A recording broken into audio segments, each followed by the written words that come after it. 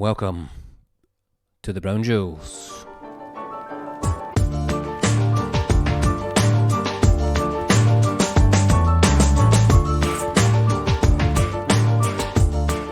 Oh, welcome. It's episode number 1. It is show number 1 with me, Ralph Brown. It's the Brown Jewels. And who is Ralph Brown? Well, Ralph Brown is me, a stand-up comedian from Scotland, who just paid £27 for that music you just heard at the beginning.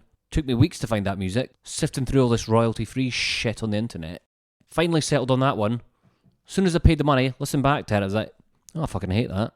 Don't like that anymore. So that's me £27 down, and I've got stuck with shit music. So yeah, welcome to my life. This is how things go. This will be a common theme running through the podcast. And yes, the Brown Jewels is the best name I could come up with. Thank you very much for asking. It was either that or Browning Out. A little bit of brown never let you down. Brownton Abbey. This brown ain't big enough for the both of us. Or turn that brown upside down. None of them was called Live, Laugh and Die Alone. But I've been told that's a little bit too depressing. So let's keep the spirits up and let's keep it light, and we'll just stick with the Brown Jewels. And if you couldn't be arsed listening to the trailer to find out what this podcast is about, here's a quick summary for you. It's going to be me talking about life outside of stand-up, life inside stand-up, and what it's all about, and what it's like trying to make it as a comedian. I'll be talking about the good bits, the bad bits, but definitely, mainly the bad bits. The bad bits are funny, let's be honest. If this was just me just going, no, I just had a brilliant gig last night, everyone would be like, shut up, mate. So it's not going to be any of that. This will just be all the weirdest bits of life as a stand-up comedian.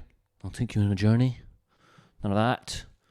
It'll be me trying to educate myself on some subjects that I've got no clue about, which that's a whole lot of topics there. I'll be telling some stories from outside the world of stand-up comedy. A lot of weird stuff has happened to me over the years, and I'm going to be sharing those stories. I'll be looking into some mental stories that happen around the world. Always fascinated by other people, other countries, what they do, and just some mad things I find on the internet. Because there's nothing better than just watching a video of an orangutan driving a golf cart round a zoo. I mean, this happened weeks ago, and I haven't stopped thinking about it. So it'll be things like that. If you see something like that, let me know, and I'll be talking about that. And that's the kind of important, groundbreaking and culturally important topics that I'll be looking into. For now, it's just going to be me talking on this podcast. I'm going to be the one keeping you entertained, informed, well, probably ill-informed, ill-advised. That's just for now, though. That's just for now. More people will come into this further down the line. Other comedians will be coming into this. But that's still to come. Still to come. Other comedians, me talking to them, that's going to happen. But also, going to get random people on the internet to get involved. You can be part of those random people on the internet. So yeah, start a podcast. And I've told people about this, and I tell you what, when you tell people you're going to do a podcast, you get the same reactions over and over again. You get people like, oh, I think you'll find there's 9 billion podcasts. Get away from me, you smug fuck. As if the rest of us don't know that. As if we don't know that. And yes, I know, I should have started this years ago. But guess what? I didn't. And I'm starting now, so keep your shit opinions to yourself. Thank you all. But the worst reaction is when people try and give you tips on how to do a podcast, and most of the time, they've never actually done one themselves. And someone, who will remain nameless, keeps sending me like loads of tips. They think they're really helpful tips on how to do a podcast. They're probably going to listen to this. So, well, I don't care. Keep sending you tips on like how to do podcasts. And some of them are mental. So I got sent this website that has all these tips on it. Tip number 1 for recording a solo podcast.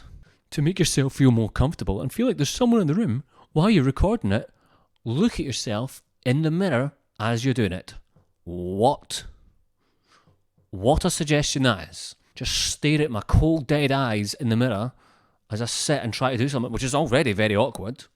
The last thing I need to see is my reflection judging me. I have to hear my voice judging me. Now I need to get my reflection to be judging me. I don't think so. So shove that suggestion up your arse. Someone told me, pretend like you're leaving a really long voicemail for someone. Yeah? No, definitely not. That's worse than the mirror one. People should not be leaving voicemails in 2022. Don't do that.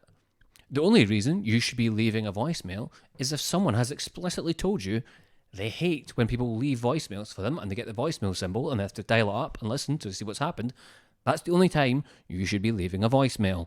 Let's make that clear. Also, if you're leaving a voicemail that's a podcast length, you should not have friends. People who leave like voice notes on WhatsApp that are like 10 minutes long, no one cares. No one cares what you have to say that much. Sum it up in some text I can just read and then probably ignore. Another tip I'm definitely ignoring is someone was like, use it as a time capsule so you can listen back and you can hear what your thoughts were around about that time. No. A time capsule. I think I'm going to delete that person out my phone. I really do not like that person when they told me that time capsule suggestion. That's atrocious. Who's listening back to recordings of themselves? Like, as soon as I've recorded this, I'm never listening to this again as long as I live. What kind of an egomaniac can listen back to their own voice being recorded and not cringe and not want the ground to swallow them up and just to die on the spot? If you can listen to your own voice comfortably being recorded, then you're probably a fucking psycho, and I want nothing to do with you. Neither does anyone else. This same guy on this podcast website was like, if you want tips about solo podcasting, then listen to my podcast. Here's some tips. Fuck you and fuck your podcast, mate.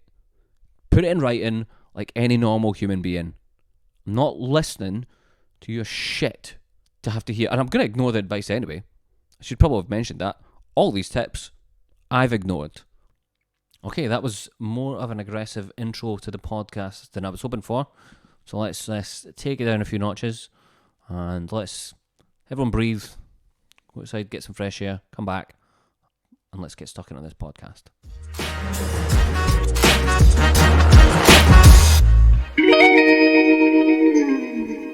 Before we get started into the Brown Jewels, I feel like there's something I need to address from my past before we can move on. You know, wipe the slate clean. Something I did in my past I'm not very proud of. I feel I need to address and just deal with it head on. Look, we all did stupid things in the last 2 years. Drove everyone a bit mental. Some people started pyramid schemes. Some people burned down 5G masts because they thought it caused a disease. And someone, and I won't name names, made a candle that smelled like her fanny. So, you know, we all did stupid shit. But I mean, I think what I did in the last 2 years was worse. Far worse than anything like that. There's no easy way to say it, guys. I tried to become a YouTuber. Yep. I tried to become a YouTuber at the age of 34. What was I thinking? What in the hell was I thinking?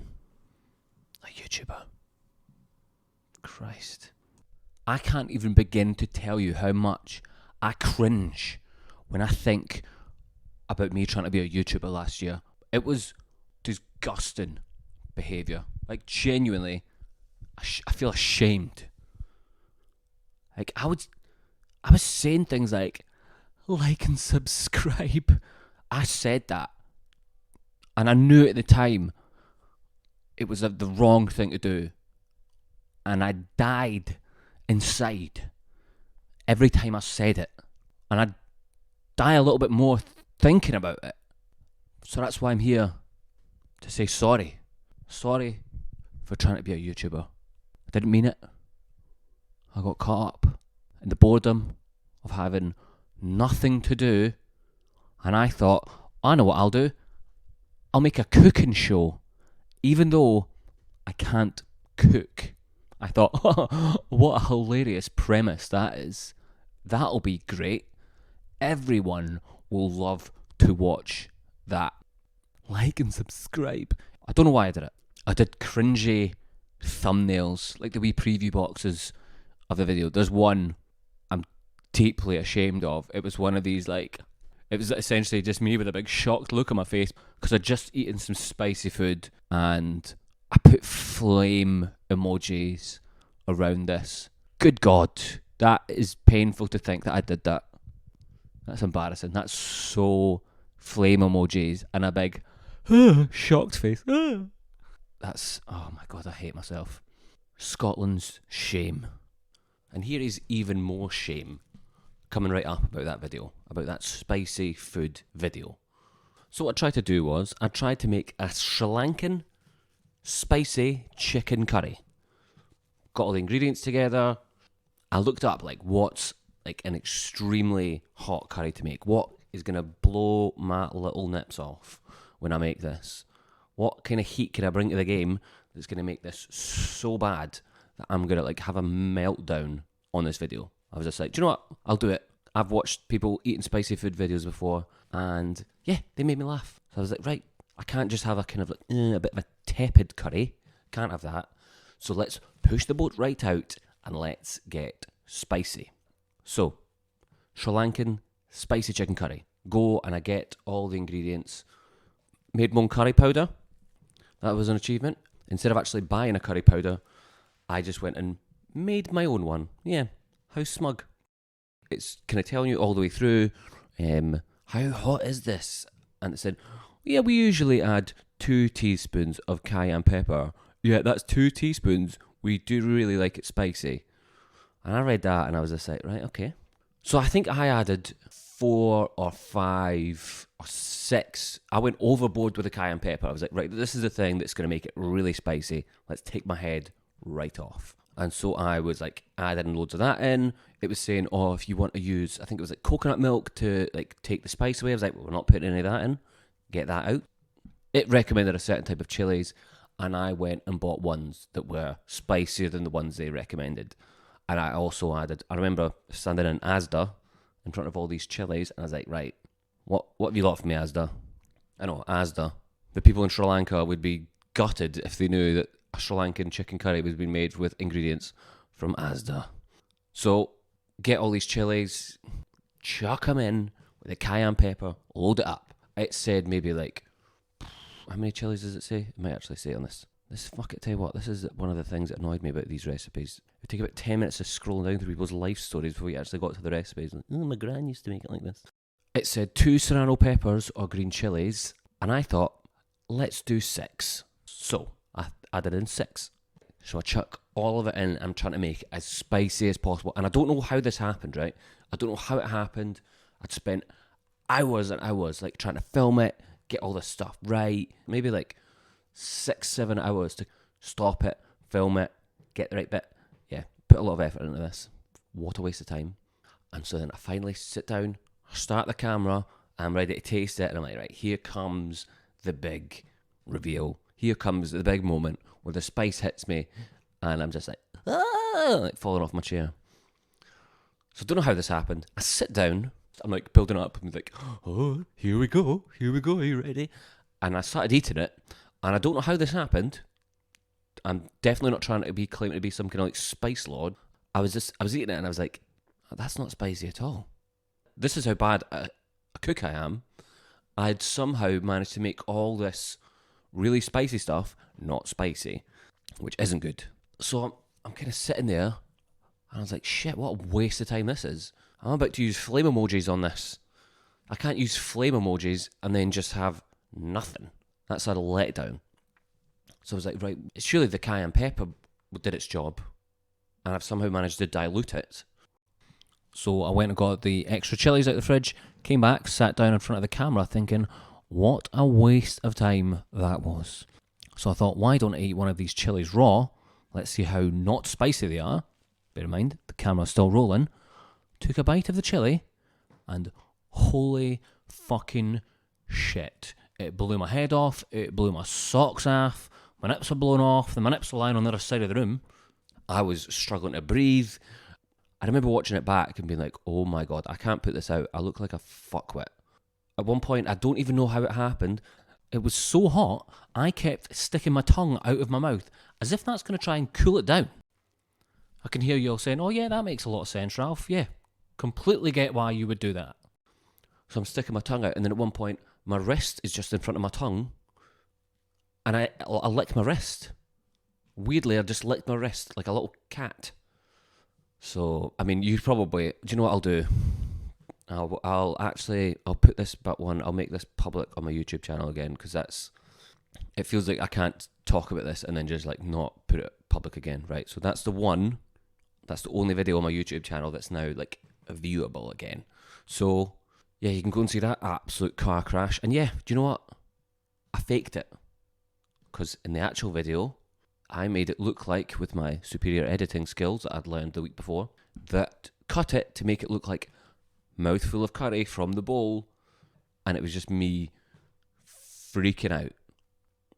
Behind the scenes, the inside scoop on, what did I call this cooking show again? Feeding Time. That's what I called it. I called it Feeding Time. And in the intro video, I had a little I think I had loads of pigs eating out a trough or something, which is very me. And a grand total of 3 people subscribed to my YouTube channel off the back of that. 3 people. 3 people. In my head, I thought that was going to be like, right, this one's going to blow up. This one's going to be brilliant. No. What a giant waste of everyone's time.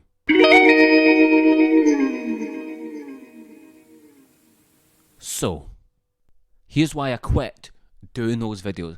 Let me tell you why I quit doing those YouTube videos. First of all, some of them took upwards 36 hours to film and then edit. 36, more than that probably, and about 20 people watched them. There is nothing more soul destroying than spending a day and a half making something, putting it out on the internet for people to watch, and then for just no one to watch it. It was crushing. It was not easy, but yet I made about 8 of them. I was like, I'm going to make 10. I'm going to make 10. That's what I'm going to do. I'm going to make 10 videos and then quit. As if I'm like fucking Ricky Gervais making The Office. Be like, no, you go out on a high. Some of them are like 15 minutes long as well. They took forever. And YouTube actually tells you when people stop watching. So it tells you like the average time people stopped giving a shit about what you were doing. That's worse. It's horrible to see that in numbers, in numerical terms, of when people just were like, this is a bit shit. The main reason I quit these videos though, the main reason is the 8th video or something, I made a cake, this chocolate cake with like popcorn, salted caramel, whatever it was. It took forever. And then I was like, oh, how funny would it be for the next video if me, a single guy, made a wedding cake for myself? And I was just like, that is gonna be so funny. So I went out and I bought all the ingredients for a 2-tier wedding cake. Not cheap. It took me so long to film. And then when I got to the end of it, it was about 2 a.m, I realised I hadn't recorded anything. Not a single minute of the whole thing. So I made a 2-tier wedding cake for absolutely no reason. And I tell you what, I have never felt so single in all my life, sitting there at 2 a.m, just looking at a wedding cake. And because I was so hungry, because I hadn't had any food all day, because I'd be making a fucking cake, I sat there, and for my dinner that night, I just ate the wedding cake. That is what you call rock bottom. Nothing is more depressing than eating your own wedding cake in your own flat by yourself. And people didn't even know I'd quit. People who knew me were obviously just like, well, obviously he's quit that because it was so bad. But other people, it was just out on YouTube, and at the end of all the videos, I would be, oh, tell me what recipe you suggest me making in the next video. That was embarrassing. So I was getting notifications on my phone in the middle of the night from like someone in Australia just asking me to make a moussaka. And I was like, this has got to stop. So yeah, those videos have been taken down. Apart from the spicy one, you can go back and watch that if you want. That's on the YouTube or Ralph Brown Comedy. I don't watch the whole video. Do not watch the start part. Just skip forward to the spicy bit. No one needs to see, like, oh, here's me frying some onions. Ugh. Embarrassing. Do you know what? If you watch those videos back in the day, I'm sorry. I'm sorry. I didn't mean it. I will not try and become a YouTuber again. And I think for episode 1 of the Brown Jewels, I think we'll leave it there. Because you know what? I've apologised for my bullshit. We need to move on. So thank you very much for listening to the Brown Jewels. I've not actually decided what day this is going to come out on yet. So whatever day this is out on, in 7 days' time, episode 2 will be up. So, thanks for listening. I miss you. I'll see you soon. I don't know. I think that feels a bit too needy to sign off like that, but oh well. How the fuck do you end a podcast? How do you end a podcast? I don't know. I tell you what, I won't be fucking saying. Like and subscribe.